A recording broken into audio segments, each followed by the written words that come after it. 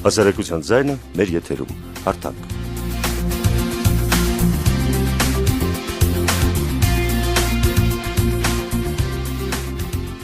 Բարի օր, եթերում հասարակական կարծիքի ուսումնասիրման կենտրոնի հարթակ հաղորդաշարն է։ Արդեն սկսել է ամռան ակտիվ հանգստի շրջանը, երբ բոլորն են ցանկանում իմաստալից կազմակերպել իրենց հանգիստը։ Հարթակն առաջարկում է առիթը բաց չթողնել ու ճանաչել Հայաստանը։ Արշավների սիրահարները պնդում են, որ Հայաստանում բազմաթիվ են այն վայրերը, որտեղ գրեթե մարդու ոտք չի դիպել։ Սակայն այնտեղ կարելի է տեսնել մոռացության մատնված հազարամյակներին դիմակայած բազմաթիվ կոթողներ։ Անշուշտ նաև Հայաստանի անկրկնելի բնության գեղեցկությունն ենք բացահայտելու։ Ինչ գիտենք մեր հայրենիքի մասին։ Թեմայի վերաբերյալ քիչ անց զրուցելու եմ բնատաճար արշավային եւ զբոսաշրջային ակումբի ղեկավար Ապրես Զոհրաբյանի հետ։ Այժմ լսենք մեր համաքաղաքացիներին, որքանով են հետաքրքրված այս ամառ լինել Հայաստանի այն վայրերում, որ երբևէ չեն եղել։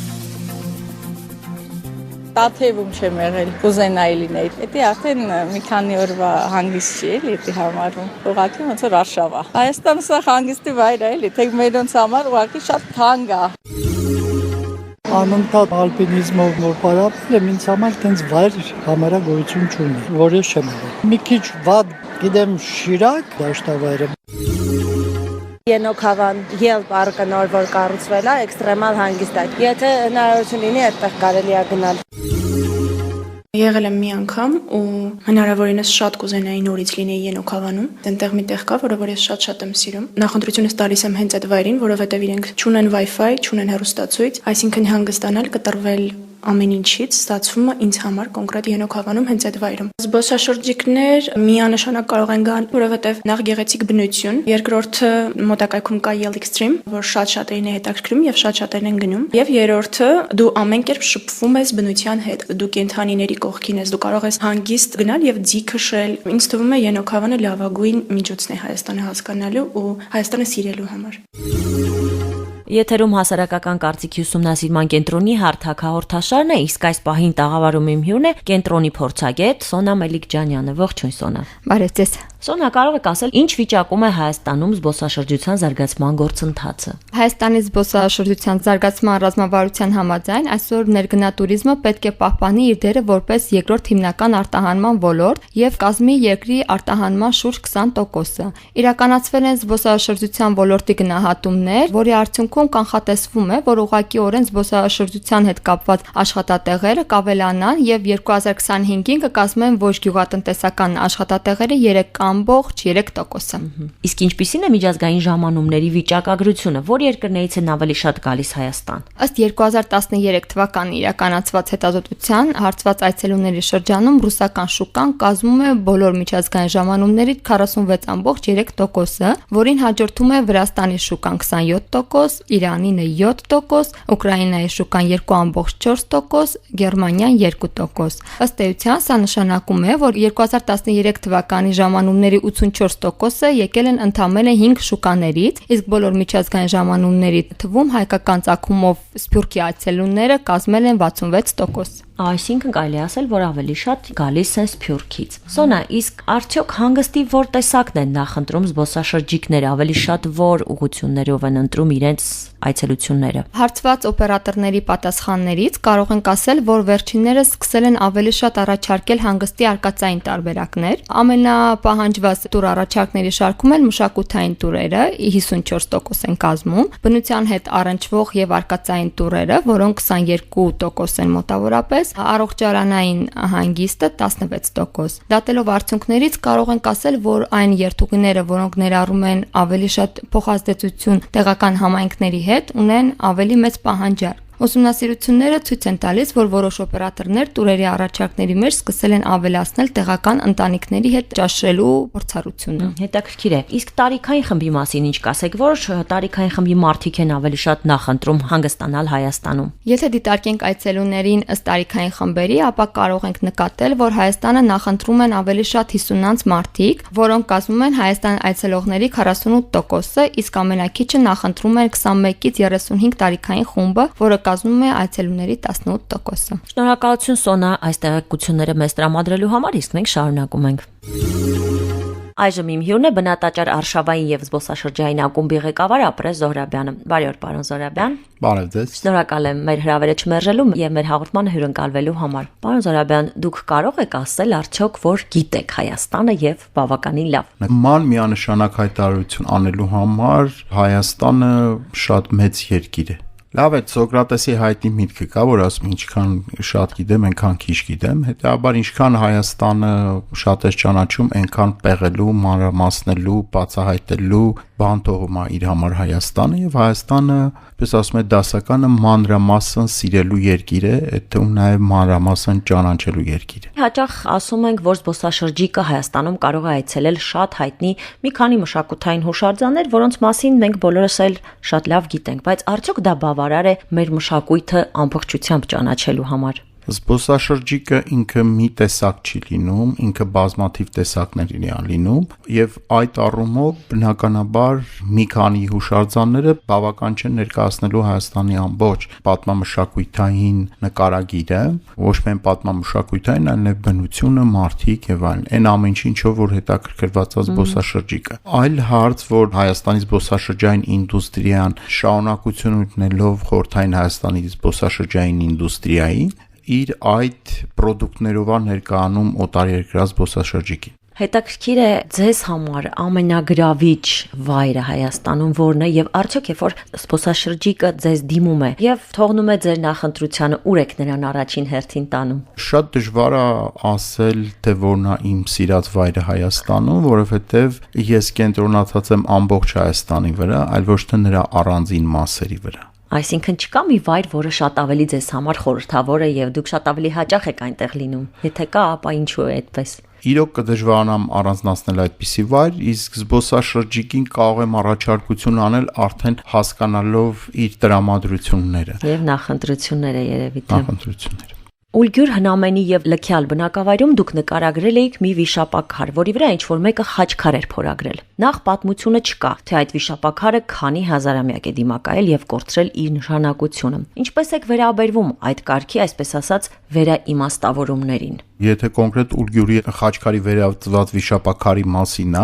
դա կատարվել է 11-րդ դարում եւ այդ ժամանակվա վարպետները տեսնելով արդեն բավական հարմար մշակված քար, դա օգտագործել են այլ նպատակով։ Նմանատիպ այլ վիշապաքարեր էլ կան, որոնց վրա կա ուրարտական արձանագրություն, այսինքն քարը բերել այդ մշակված տեսքի, դա այդքան էլ հեշտ բան չէ եւ եթե արդեն կար մշակված քար, ապա ինչու չօգտագործել խաչքար կամ ուրարտական արձանագրություն թողելու համար։ Գուցե այսօրվա հայացքով դա վանդալիզմ է, բայց խոսքը մոտ 1000 տարի առաջ տեղի ունեցած դեպքի մասին է եւ իրանց համար դա միանշանակ ընդունելի էր եւ ասեմ, որ կոնկրետ Ուլգյուրի այդ խաչքարը իրանք շատ ճիշտ ձևով էին մշակում արել քարի վրա, հա, ամբողջովին ցլի գլուխը ոչնչացված չէր, պարզապես ինչ որ զարդանախշ էր արած։ Մի խոսքով կարծես թե կարողացել էր այդ վարպետ քանդակագործը հինը պահելով նորը ստեղծել։ Վիշապաքարերի տարիքի հետ կապված գիտնականներն միանշանակ կարծիքներ չունեն, տարբեր պատճառներից ելնելով, ուղղակի մոտավորապես 2000-2500 տարի Քրիստոսից առաջ այդպիսին է գնահատվում վիշապաքարերի տարիքը եւ խաչքարերի պես իրանք բացառապես հայկական լեռնաշխարհի ծնունդ են որպես մտահաղացում։ Իսկ հետաքրքիր է, ձեզ հետ շրջագայողները ավելի շատ Հայաստանից են, թե դրսից։ Եվ արդյոք մենք ինքներս լավ գիտենք մեր պատմությունը։ Կոնկրետ ես ավելի շատ աշխատում եմ տեղացի զբոսաշրջիկների հետ։ Իմ տպավորությունը այնպեսին է, որ ոչ այնքան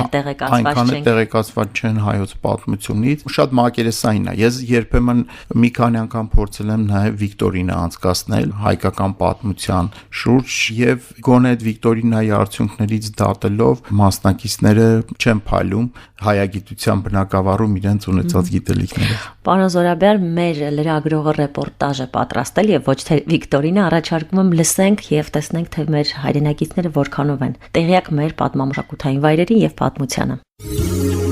Արշավների գնալու կուլտուրան 10 տարի առաջ քիչ էր, իսկ հիմա հետաքրքրվածությունը գնալով ավելանում է, ասում է Արշավների ակումբի հիմնադիր տնօրեն Ռուբեն Բաղդասարյանը։ Հետաքրքրվողների թվում թե տեղացիներ են, թե զբոսաշրջիկներ։ Մենք ավելի շատ գործ ենք ունենում տեղի զբոսաշրջիկների հետ։ Հիմա արդեն արշավ եւ էքսկուրսիա բառերը դարձել են հավասարազոր, բայց արշավ դեռևս որոշ մարդկանց մոտ կա այն քարացած մտածելակերպը, որ պարտադիր պիտի լինի ինքը լեռներ, սարեր, ձորեր, քայլել, տանջվել ուսապարկ ուսերին, բայց հիմա գրեթե մենք նման երթուղիներ չենք առաջարկում լեռներ բարձրանալու, սարեր իջնելու։ Մենք առաջարկում ենք տուրեր տարածաշրջանում հիմնականում Հայաստանում, Արցախում, Վրաստանում եւ Արևմտյան Հայաստանում։ Հիմնականում շեշտը դրված է բնականաբար Հայաստանի վրա, տարբեր շրջանների, գողտրիկ անկյունների,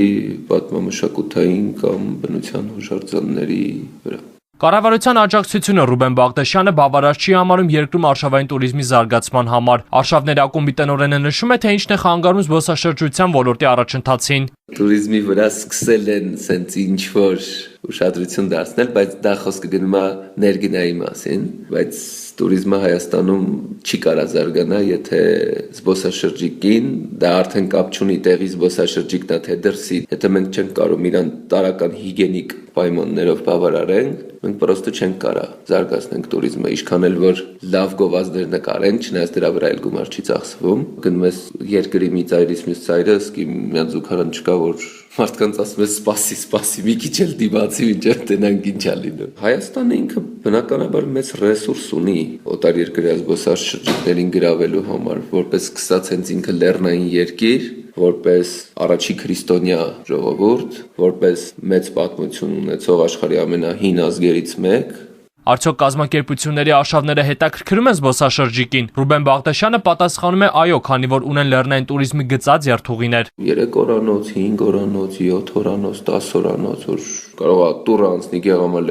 ամբողջը Գառնիում իջնեն ու խնդրեն, որ իրանց 7 օր հետո դիմավորես Մարտունիում։ Մասնագիտացված կա պահանջարկը կամ անավանդ այն երկրների մոտ կա պահանջարկը, որոնք որ հարթավայրային երկրներ են։ Եվրոպական այդպես մի շարք երկրներ կան, սլավոնական երկրները իրանք ունեն լեռներ, բայց Հայաստանը միշտ էլ ռուսների, ուկրաինացիների, բելարուսների համար գրավիչ երկիր է եղել։ Չէ, բավական լավ լուրջ ծրագրեր են, զբոսաշրջիկները գալիս եւ գնում են ուղղակի։ Զբոսաշրջիկը մենակ եթե ընկավ Հայաստան, չի կարող ոչ մի բան անել, որովհետեւ գծանշված ոչ մի երթուղիներ կարելի ասել չկա։ Ես շարունակում եմ իմ զրույցը բնատաճար արշավային եւ զբոսաշրջային ակումբի ղեկավար Ապրես Զորաբյանի հետ։ Պարոն Զորաբյան, մեր սրբավայրերը ոչ միայն մշակութային արժեք են, այլև դրանց հաճախ վերագրվում է հրաշագործ եւ բուժիչ հատկություններ։ Արալեռան լանջի վրա գտնվող Սուրբ Վարվարա կամ Ծաղկավանք սրբատեղին օրինակ։ Զբոսաշրջիկի համար ինչպես կարելի է ավելի հետաքրքիր դարձնել արշավները։ Զբոսաշրջիկի համար դուք ի նկատի ունեք տեղացի զբոսաշրջիկ, թե օտարերկրացի զբոսաշրջիկ։ Հատկապես եթե քիչ առաջ դուք ասացիք, որ նույնիսկ մենք լավ չգիտենք մեր պատմությունը, ինչպես կարելի է գրավել զբոսաշրջիկին, որպեսզի նա հետաքրքրված լինի տեսնել այդ ամենը։ Նախ զբոսաշրջիկը պետքա իրեն հարց տա, թե ինչի է մասնակցում կոնկրետ այս արշավին կամ մյուս արշավին կամ այս շրջագայության այն շրջագայության։ Եթե մարդ կա, որ հավատում է, որ օրինակի համար Սուրբ Վարվարայի քարանձավում եղած բուժիչ ջուրը իրան կբերի ինչ-որ հիվանդության բուժում, ապա միայն այդ փաստի նշումը արդեն իրեն կմոտիվացնի դա։ Մեկ ուրիշը ուղղակի սիրում է բնությունը, եթե դու նկարագրում ես, թե ինչ կարող է տեսնել այդ շրջագայության ընթացքում, ասենք ծաղկառար դաշտեր եւ այլն, իրեն կգրավի այդ կողմը։ Ամեն մեկը վերցնում է այն ինչ որ այդ պահին իր համար գրավիչ է լինում։ Իսկ օրինակ ազգային ծեսերը, չէ՞ որ մենք ունեցել ենք շատ ծեսեր, մոռացված, եւ արդյոք դուք դրանք փորձում եք ինչ-որ կերպ կիրառել, որպեսզի պատմություններ ստեղծվեն, որպեսզի ավելի հետաքրքիր լինի այս կամ այն վայրը այցելելը։ Ինչպես դա կարող է նպաստել տուրիզմի զարգացմանը։ Մեզ մոտ Հայաստանում չի կարելի ասել, որ ծեսերը ոչնչացվել են լիովին, բայց իրենք գտնվում են ոչնչացման եզրին կամ վերացման եզրին, իհարկե ոչ բոլոր ծեսերի մասին, այլ առանձին ծեսերի մասին, բայց դրանք շատ իմաստալից, իրանց մեջ խորհուրդ պարունակող ծեսեր են, որը համապատասխան ուշադրության, պետական մոտեցման, բիզնես, հասարակություն, պետություն այդ համագործակցության արդյունքում կարող է շատ լավ արդյունք տալ։ Մենք օրինակ թեև Ջանգյուլումը մենք նշում ենք տարվա մեջ 1 օր, եկեղեցի նշում է կոնկրետ օր, մայիսի 25 կամ Զատիկի հաջորդ 40 օրը, բայց ընդհանրապես հայկական լեռնաշխարհում դա նշել են մոտ 1 ամիս, մայիսի կեսերից մինչև հունիսի կեսերը։ Այսինքն այն ժամանակ, երբ որ դաշտերը ծաղկառատ էին։ Մայիսի կեսին օրինակի համար, ասենք Իջևանում ծաղկառատ է, իսկ այն մյուս տեղերում նման ծաղկառատություն չկա, ուրեմն բնականաբար այն շրջանի ապրողները նշում էին դա այն ժամանակ, երբ որ համարում էին, որ ճիշտ է, ծաղիկների այդքան առատություն կար։ Եվ մենք մեր արշավների ժամանակ համագործակցաբար Կեյան կրթամշակութային կենտրոնի հետ ներկայացնում ենք այդ ծեսը։ Եթե նայենք այդ ծեսի հոգեբանական կողմը, դա եթե կարողանանք համատարած ներկայացնենք, շատ հետաքրքիր բան ենք ստանում, մարդիկ սկսում են իրար գովել։ Նրանք այդ ծեսից դուրս են գալիս հոգեպես բավական բարձր վիճակով։ Մենք ունենք նաև բնության մեջ կորած բազմաթիվ ֆուշակոթողներ, Ուշի գյուղից ոչ հեռու գտնվող Սուրբ Սարգիս եկեղեցական համալիրը, որը թեև ավերակ է ու խոնարհված, բայց շատ տպավորիչ է բազմադարյան եւ բարձրաճաշակ եկեղեցիներով, դեպի Արարատյան դաշտը բացվող գեղեցիկ տեսարաններով։ Այս վայրերը կարող են տուրիստական ակտիվ ուղիներ դառնալ պետական աջակցության հետևանքով կամ մշակված ինչ-որ ծրագրերի ու նախագծերի արդյունքում։ Անշուշտ կարող են դառնալ, ուղղակի այստեղ ամբողջ հարցը ենթակառուցվածքներն են։ Տեսեք, տուրիստական պրոդուկտը ցանկացած այլ պրոդուկտի նման ինքը պետք է անցնի ինչ-որ նախապատրաստական շրջան, նախ այդ պրոդուկտը պետք է ստեղծվի, հետո դրա շուրջ որոշակի իմիջ ստեղծվի, հետո ապահովի դրա վաճառքը։ Հիմա տուրիստական ընկերությունները հիմնականում կարող են աշխատել երրորդ եւ երկրորդ կետերի շուրջ, այսինքն ապահովել վաճառքը, ստեղծել որոշակի իմիջ, բայց առաջին այդ պրոդուկտը, ինֆրաստրուկտուրան, դա ավելի պետական մոտեցում է պահանջում, որտեղ ծախսերը անհամեմատ շատ են, դա որևէ տուրիստական ընկերություն չի կարող ճանապարհ կառուցել եւ այլն եւ այլն։ Հետաքրքիր է, այսքան ձեր արշավների եւ փորձի արդյունքում ո՞րն է այն ամենակարևոր խնդիրը, որը պետք է լուծել առաջնահերթ, որը խանգարում է զբոսաշրջիկներին այս կամ այլ վայրը գեղեցիկ ներկայացնելու համար։ 1 կամ 2 ամենակարևոր խնդիրները որոնք են։ Եթե խոսքը օտարերկրյա զբոսաշրջիկների մասին է, ապա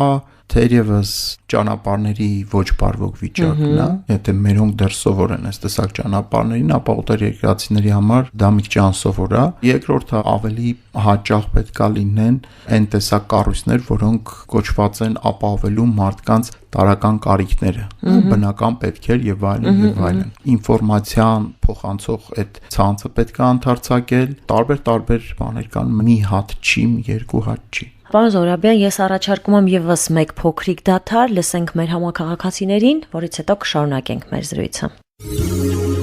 Հայաստանում հիմնականում բոլոր տեղները գնացել եմ։ Նպատակ չունեմ ինչ որտեղ որ չեմ գնացել ու շատ կուզեմ գնամ։ Նույն գումարով ինձ թվում է Հայաստանից դուրս էլ ես հանգստանում, այսինքն մեր երկրի ֆինանսական վիճակը նայելով այստեղ բավական թանկ է հանգիստ ապահովելը։ Ավելի նախընտրելի է թեկուզ մի որոշ չափով ավելի գումար ավել ծախսել, բայց դուրս է հանգիստ ապահովել, քան մեզնով։ Լաստիվերում կուզենայի լինել։ Գիտեմ, այնտեղ չնոր զիփլայն կա, ամենաերկարն է կառուցվում աշխարհում։ Կուզեի, որ մի 10 օր հանգստանամ, որտեղ ուզում եմ լինել, անգամ Հայաստան, բայց այնքան թանկ գներ են, ուր պիտի գնամ, կուզեի ջերմուկ գնայի, իմ աղջկա հետ, մի 10 օր գնամ, այստեղ 50,000 հաստատ ես չունեմ։ Ղարաբաղ շատ կուզենամ, փող եմ հավաքում, որ գնամ, որովհետև իմ տղաս եկավ гнать, ասեց, стоило за эту землю кровь проливать։ Ղարաբաղի մասն եմ իրազում, ուղղակի մի քիչ հեռու է։ Ամենտեղ ցանկանայի փող չկա։ Հատուկ ջերմուկ կուզեի գնալ, չեմ եղել։ Նույնիսկ Սևան չեմ կարող տանել։ Բացահայտելու շատ բան կա, օրինակ մի քանի օր առաջ մենք Ղարաբաղում էինք ու շատ հետաքրքիր տեղեր բացահայտեցինք մեզ համար, խորհուրդ եմ բոլորին բացահայտել հայկական տեղերը եւ հանգստանալ։